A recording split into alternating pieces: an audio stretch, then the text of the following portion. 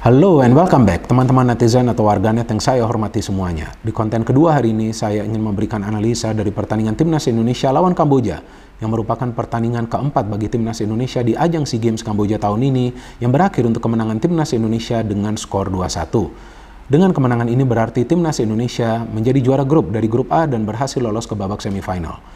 Memang Timnas Kamboja bukan merupakan tim yang kuat di kawasan Asia Tenggara kan teman-teman. Tetapi di grup A ini, Timnas Kamboja adalah salah satu tim yang patut diperhitungkan selain tentunya Timnas Myanmar.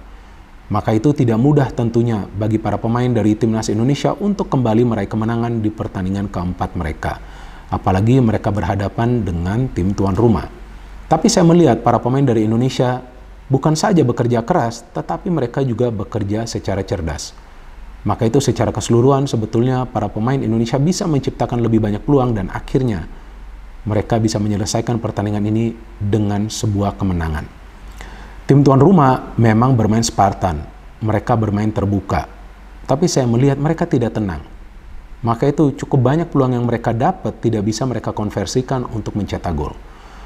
Dan yang menarik bagi saya ini teman-teman bahwa Coach Indra Safri melakukan perubahan yang cukup signifikan di starting lineup dengan mengistirahatkan beberapa pemain inti seperti Marcelino Ferdinand, Fajar Fatur Rahman, Ramadan Sananta, Rizky Ridho, Pratama Arhan, Dewangga, dan juga Ananda Raihan Alif.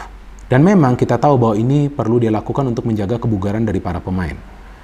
Tapi uniknya bahwa meskipun rotasi ini dilakukan oleh Coach Indra Safri, tetapi permainan dari Timnas Indonesia terlihat cukup baik. Maka itu kita bisa melihat sinergi yang baik di antar lini. Jadi ketika lini pertahanan itu coba untuk membangun serangan, saya melihat ada support dari lini tengah. Ketika lini tengah itu mengkreasi sebuah serangan, saya melihat ada pergerakan tanpa bola dari para pemain yang bermain di lini depan. Maka itu, kalau kita melihat ketika para pemain Indonesia itu memanfaatkan transisi positif yang cepat, mereka selalu bisa membuka ruang pertahanan dari Kamboja. Memang masih aja ada beberapa kesalahan yang dilakukan oleh para pemain dari Timnas Indonesia, dan saya pikir ya itu wajar saja jika ada satu atau dua kesalahan. Cuman yang penting harus bisa belajar dari kesalahan tersebut. Dan ketika beberapa kali para pemain Indonesia itu kehilangan bola, mereka masih bisa melakukan recovery. Nah, itu juga sangat penting, teman-teman. Cuma satu hal lagi yang perlu diwaspadai oleh para pemain Indonesia di next match adalah jangan banyak melakukan pelanggaran. Nah, di match ini kita bisa melihat para pemain Indonesia cukup banyak melakukan pelanggaran yang coba dimanfaatkan oleh para pemain Kamboja dari situasi bola mati. Nah, dari jalannya pertandingan ya, kedua tim ini istilah kerennya kan jual beli serangan ya. Maka itu Kamboja keluar menyerang, Indonesia keluar menyerang, dan sebetulnya di menit-menit awal Indonesia lebih banyak menciptakan peluang. Dan saya melihat sepertinya ada instruksi dari Coach Indra Safri yang meminta kepada para pemain, pokoknya kalau mendapatkan ruang syuting, lepaskan itu tendangan. Cuma sangat disayangkan, beberapa kali tendangan dari para pemain Timnas Indonesia itu melenceng, maka itu harus juga bisa menjaga akurasi tendangan. Dan juga, jangan juga melepaskan syuting dari jarak yang terlalu jauh. Ya, kalau dari jarak yang terlalu jauh, bagaimana caranya bisa menjaga akurasi? Kalaupun menjaga akurasi, bagaimana caranya bisa menjebol gawang dari tim lawan ketika penjaga gawang itu masih on position, bukan out of position.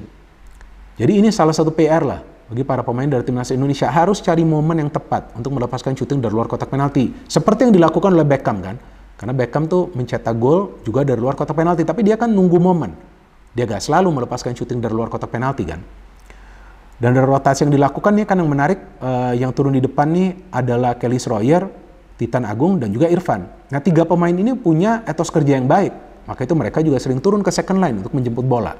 Dan di tengah, nah seperti yang pernah saya jelaskan bahwa Beckham Putra dan Marcelino gak bisa bermain secara bersama. Dan betul kan, yang bermain kali ini hanya Beckham Putra. Di match sebelumnya yang bermain dari awal adalah Marcelino. Dan Beckham bermain cukup baik di match ini. Dan dia ditemani oleh Tovani dan juga Witan di lini tengah. Dan ini yang menarik, bahwa di lini tengah kita punya tiga pemain yang bisa mengkreasi serangan secara baik. Dan di belakang, di tempatnya Arhan, diturunkan Haikal cukup baik, permainan dari Haikal. Kemudian di center back ada Ferrari dan juga Komang. Komang permainannya luar biasa ya. Dan di back sebelah kanan ada Rio Fahmi, dan di penjaga gawang adalah Adi Satrio. Dan saya melihat kepintaran dari para pemain Indonesia itu adalah untuk memanfaatkan celah di ruang pertahanan dari Kamboja. Jadi proses gol pertama teman-teman melihat deh, bagaimana tuh Titan Agung bisa turun menjemput bola, dia memberikan umpan kepada Haikal, dan Haikal itu memberikan umpan langsung ke tengah. Dan kita lihat posisi dari Kelly Schroyer itu free kan. Artinya mereka bisa mencari celah di ruang pertahanan dari Kamboja. Dan ketika dia sundul, sayang bisa di-save oleh penjaga gawang Kamboja, tapi di sana ada Titan Agung yang memulai serangan tersebut, bisa menyelesaikan serangan tersebut dengan mencetak gol. What a finish. Jadi Titan Agung melepaskan tendangan yang keras sehingga bisa menjebol gawang dari Kamboja. Ini gol yang penting untuk bisa menenangkan para pemain dari timnas Indonesia, meskipun dari awal para pemain bermain dengan level ketenangan yang memang dibutuhkan. Dan setelah itu kita melihat Indonesia lebih mendominasi jalan pertandingan. Oke lah, Kamboja beberapa kali bisa membuka ruang pertahanan dari Indonesia, tapi mereka sulit juga menciptakan peluang. Namun akhirnya kan dari sebuah situasi set piece atau situasi bola mati seperti yang tadi saya katakan, mereka bisa mencetak gol. Ini memang adalah salah satu kelemahan dari timnas kita di level manapun. Dan yang saya bingung kenapa tidak ada pemain yang challenge pemain Kamboja tersebut. Dia free banget untuk heading bola tersebut. Dan sangat disayangkan Adi Satrio sudah out of position. Di babak kedua, saya menunggu memang apakah Coach Indra Safri akan melakukan pergantian pemain, dan dia langsung melakukan pergantian pemain, menurunkan Bagas Kava, menarik keluar Rio Fahmi. Kenapa? Rio Fahmi ini secara menyerang bagus, tapi secara defense agak mengkhawatirkan. Nah, selain Rio Fahmi, saya melihat Ferrari juga akan mengkhawatirkan juga performanya, karena beberapa kali dia melakukan pelanggaran-pelanggaran yang oleh karena itu timnas Kamboja mendapatkan free kick dan coba mereka manfaatkan situasi free kick tersebut.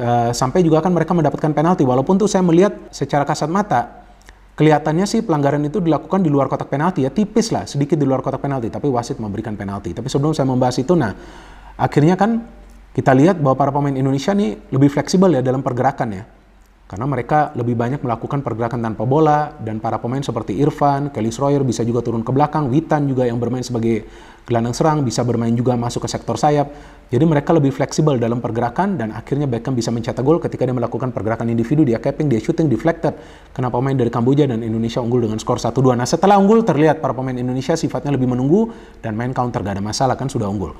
Tapi Kamboja nih yang nggak mau menyerah. Dan ketika ada pergantian pemain dilakukan oleh pelatih mereka Honda, nah di situ kita melihatlah permainan mereka lebih berbahaya. Dan mereka mendapatkan 2 peluang loh, hampir mencetak gol di dalam kotak penalti pertahanan Indonesia. Jadi para pemain kita kadang-kadang nih sering lengah juga, sehingga bisa ada celah di ruang pertahanan. Tapi sayang para pemain Kamboja tidak bisa memanfaatkan peluang yang mereka dapat. Ada satu tuh pemain nomor 8 di depan Adi Satrio loh, tendangannya melenceng, mungkin ke antariksa tuh. Dan akhirnya kita melihat setelah berkali-kali menyerang, Kamboja mendapatkan penalti ketika Ferrari melakukan challenge. Yang saya melihatnya sih di luar kotak penalti, tapi ya menurut wasit di dalam kotak penalti, dan bagus sekali Adi Satrio melakukan save, dari rebound juga dia bisa melakukan save, tapi sangat disayangkan kemudian dia cedera, dan akhirnya tidak bisa menyelesaikan pertandingan ini, padahal dia juga melakukan beberapa saves di pertandingan ini. Dan Hernando Ari yang masuk menggantikan Adi Satrio bermain cukup baik juga, dan saya melihat komunikasi antara penjaga gawang dengan para pemain yang bermain di lini pertahanan berjalan secara mulus, dan Coach Indra Safri ada memainkan pemain-pemain lain di babak kedua seperti Fajar, seperti Ananda Ryan Alif, dan juga Ramadan Sananta untuk mempertahankan kestabilan dari permainan timnas Indonesia.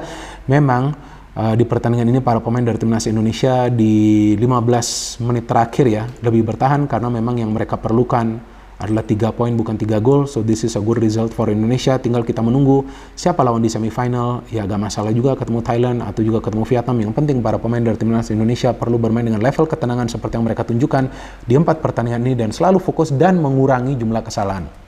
Dan yang paling penting lagi, bermain dengan satu tujuan, yakni mengandalkan kerjasama untuk bisa melumpuhkan tim lawan. Tanpa kerjasama, saya gak yakin timnas Indonesia itu akan bisa mencapai target untuk mendapatkan medali emas.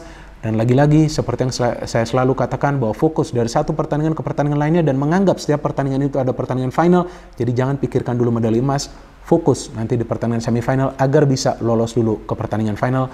Kita tunggu teman-teman nanti pertandingan semifinal dari timnas Indonesia, ya ketemu Thailand atau juga ketemu Vietnam. Tapi kita terus support timnas Indonesia, dan kita terus memberikan motivasi kepada para pemain agar mereka seperti biasa terus berjuang habis-habisan di atas lapangan agar bisa mempersembahkan yang terbaik bagi timnas Indonesia. No hate, no politics, only football. Salam sepak bola.